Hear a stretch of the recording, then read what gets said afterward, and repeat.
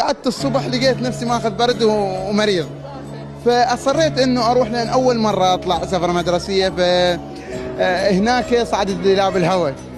انا صعد ديلاب الهواء قلت يعني الافضل انه ما يخلون وياي احد لان مريض ومالي خلق. واحد اي صعدت السويدة دا يحرق ديلاب الهواء، كانوا يصعدون وياي بنيه.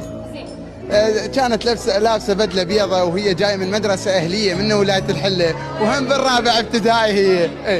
فكتبت الموقف عليه قبل سنه، تذكرت الموقف وكتبت عليه. فكتبت اتذكر كنت بمرحله الابتدائيه، صارت لي صدفه بيوم سفره مدرسيه، كنت بوقتها مريض وتعبان ووجهي اصفر وحيل ما بي، عاندت روحي وصعدت بالدولاب. عاندت روحي وصعدت بالدولاب، فجأة وصعدت وياي بنت حلية كلمتني عود ليش عيوني بالقاع. قلت لها انا شوي اخجل من البنية، ضحكت وسألتني قالت لي انت منين؟ ابتسمت وجاوبتها بعيد عنك شوية، كانت جميلة ومن تحكي وياي شبهتها قبل بوحدة اعلامية.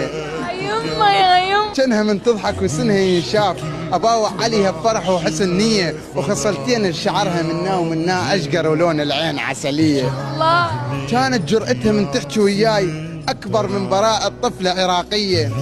شافتني بوقتها اصفر وتعبان، انطتني بطل المي بكل حنية. فجأة وتذكرت اني مرضاني متعجب، شو جتني طاقة وحيوية.